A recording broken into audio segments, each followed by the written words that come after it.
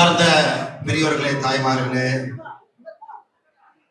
தேசிய ஜனநாயக கூட்டணி கட்சியினுடைய எல்லா தலைவர்களுடைய அன்பை ஏற்றுக்கொண்டு உங்களோடு கலந்து இன்று நாங்களும் இஃப்தார் நோன்பு திறப்பு நிகழ்விலே பங்கேற்பது ஒரு பெரிய பாகியமாக, ஆண்டவன் கொடுத்த ஒரு பெரிய வரப்பிரசாதமாக நாங்கள் கருதுகின்றோம்.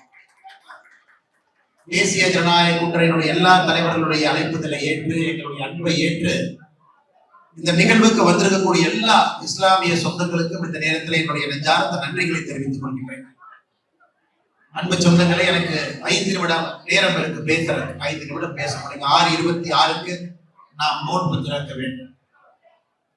மிக முக்கியமாக பாரதிய ஜனதா கட்சியினுடைய தலைவர்கள் பேசுவதை விட நம்முடைய கட்சி சார்பாக நம்முடைய முன்னாள் ஆளுநர், முன்னாள் மாநில தலைவர் அக்கா தமிழிசை சவுந்தரராஜன் அவர்கள் மிக சிறப்பாக பேசியிருக்கிறாங்க. நம்முடைய கொள்கை என்ன, தனிப்பட்ட முறையில ஆளுநராக எப்படி அவங்க ஒரு நோன்பு திறப்பு இல்லாமல் நடத்தினாங்க. ஆனால் நாங்கள் தனித்தனியாக பேசுவதை விட கூட்டணி கட்சியினுடைய தலைவர்களுக்கு பேசுவதுதான் ஒரு பெரிய பாக்கியமான கருத்து. தலைவர்கள் எல்லோரும் இன்னைக்கு தேசிய ஜனநாயக கூட்டணியில பாரத பிரதமர் நரேந்திர மோடி ஐயா அவருடைய தலைமையை ஏற்றுக்கொண்டு பயணம் செய்து கொண்டிருக்கிறார். எல்லா கட்சியிலும் சிறுபான்மை தொண்டர்கள் தலைவர்கள் இருக்கிறார்கள். சிறுபான்மை மக்களுக்காக மேடையில் இருக்கக்கூடிய எல்லா தலைவர்களும் உழைத்துக் கொண்டிருக்கிறார். அதில் எந்த மாற்று கருத்தும் இல்லைங்க. இன்னைக்கு பாரதிய ஜனதா கட்சியோ மேடையில் இருக்கக்கூடிய நம்முடைய அன்பு தலைவர்களோ நாங்க நம்முடைய சிறுபான்மை மக்களுக்கு என்ன செய்தோம் அப்படிங்கறத ஆதாரபூர்வமாக சொல்ல முடியும். ஆனா சிறுபான்மை மக்களுக்கு எதிரி என்று நம்மை சொல்லக்கூடிய திராவிட முன்னேற்ற கழகத்துல நீங்க 2 பாயிண்ட் சொல்லுங்க, சிறுபான்மை மக்களுக்காக என்ன பண்ணிருக்கீங்க. உதாரணத்திற்கு, சிறுபான்மை மக்கள் அதிகமாக வாழக்கூடிய மாவட்டத்துல பாரத பிரதமருடைய வீடு கட்டும் திட்டத்துல சராசரியாக இன்னைக்கு 31% வீடுகள் சிறுபான்மையின மக்களுக்கு இந்தியாவில் போயிட்டு இருக்கு. இதுல ஆதாரத்தின் அடிப்படையில் நம்ம சொல்லலாம். திராவிட முன்னேற்ற கழகத்தை போல நம்முடைய முதலமைச்சர் ஐயா ஸ்டாலின் அவர்களை போல இஃப்தார் நோன்பு திறக்கக்கூடிய நிகழ்ச்சியில மட்டும்தான் சிறுபான்மை மக்களுக்கு பக்கத்துல உட்கார்ந்து உங்களுடைய பாதுகாப்பாக பேசுவாங்க. மற்றபடி 4 ஆண்டு காலம் உங்களுடைய ஆட்சியில எந்த விதமான விஷயமே இருக்காது. அதே போல பாரத பிரதமருடைய முத்ரா கடன் வாங்கக்கூடிய திட்டம், முத்ரா கடன் திட்டத்துல 32 லட்சம் கோடி ரூபாய் இன்னைக்கு மக்களுக்கு கடனாக கொடுக்கப்பட்டிருக்கிறது. அதிலே 36% அந்த திட்டத்துல சிறுபான்மை மக்கள் பயனடைந்திருக்கிறார்கள். முத்ரா கடன் திட்டத்தில் பாரத பிரதமருடைய விவசாய கௌரவ நிதி திட்டத்துல 33% சிறுபான்மை, பாரத பிரதமருடைய உஜ்வாலா திட்டத்துல 37% சிறுபான்மை. இஸ்லாமிய பெண் குழந்தைகள் படிப்பதற்காக அவர்களை ஊக்குவித்து படிச்சு முடிச்ச உடனே ஸ்கூல் படித்தவுடன் 51,000 ரூபாய் நம்முடைய பிரதமர் அவர்கள் வந்த பிறகு ஆரம்பிச்ச திட்டங்கள். இந்த மாதிரி நான் சொல்லிக்கிட்டே போலாம். ஆனால் நான் பாரதிய ஜனதா கட்சியினுடைய மாநில தலைவராக எதை செஞ்சிருக்கிறோம் அதை செஞ்சிருக்கிறோம் சொல்றதை விட நம்முடைய கூட்டணி கட்சியினுடைய தலைவர்களும் நம்முடைய முன்னாள் ஆளுநர், முன்னாள் மாநில தலைவர் அக்கா தமிழிசை சவுந்தரராஜன் அவர்கள் எப்படி வாழ்ந்திருக்கின்றோம் என்பதை வர்ணிச்சிருக்கிறார். அதை நீங்க என்னுடைய அன்பு வேண்டுகோள், ஒரு 10 நிமிஷம் இந்த நோன்பு நிகழ்வு முடித்த பிறகு வீட்டுக்கெல்லாம் போகும் பொழுது கொஞ்சம் உங்களுடைய மனதை திறந்து, ஒரு 10 நிமிஷம் மனதை திறந்து பாரத பிரதமர் நரேந்திர மோடி ஐயாவை பற்றி, தேசிய ஜனநாயக கூட்டணி எங்கேயாவது நாம சிறுபான்மை மக்களுக்கு எதிரியாக எங்கேயாச்சும் இருந்திருக்கிறோமா அப்படின்னு நீங்க ஒரு 10 நிமிஷம் யோசிச்சுனா போதும். வேற எதுவும் எனக்கு வேண்டாம்.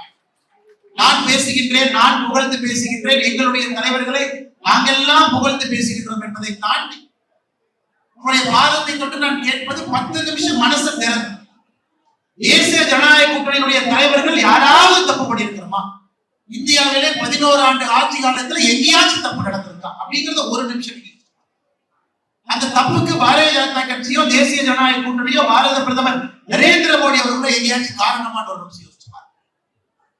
எனக்கு 20 நாடுகள் அதனுடைய உயர்ந்த விருதை பாரத பிரதமர் கொடுத்திருக்கிறார். 20 நாடுகள். ஆனா எத்தனை பேருக்கு தெரியும், அதுல 7 இஸ்லாமிய நாடுகள் தன்னுடைய உயரிய விருதை பாரத பிரதமர் கொடுத்திருக்கிறாங்க. எத்தனை பேருக்கு தெரியும்?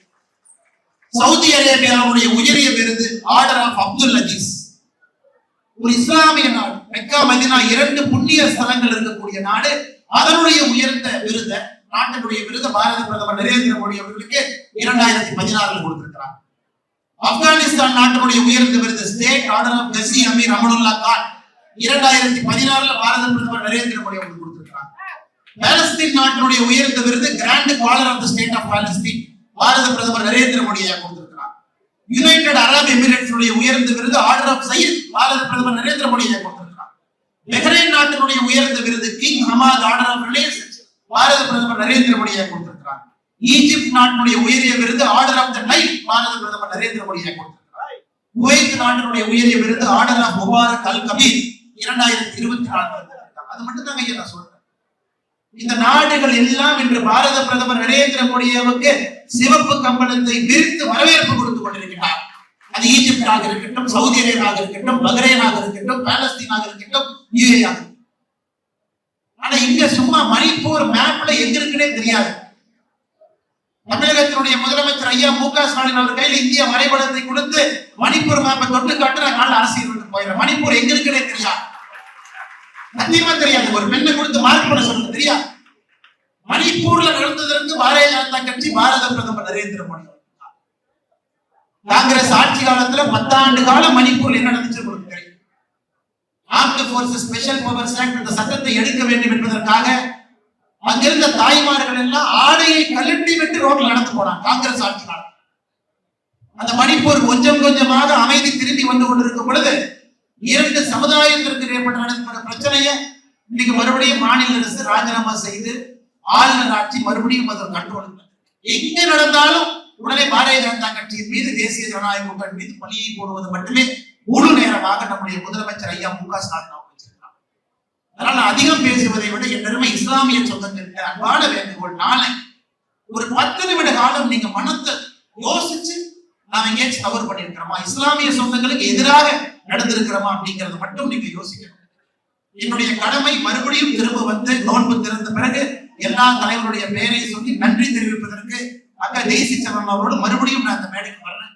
ஆனால் நோன்பு திறக்கிற நேரம் அதிகமா நெருங்கிருச்சனால எல்லா தலைவர்களையும் மறுபடியும் வந்து உங்களை வரவேற்கின்றேன் என்று சொல்லி என்னுடைய உரையை முடித்து இந்த வாய்ப்பு கொடுத்த நம்முடைய சிறுபான்மையினுடைய எல்லா சொந்தங்களுக்கும் நன்றி தெரிவித்துக் கொள்கிறேன். நன்றி.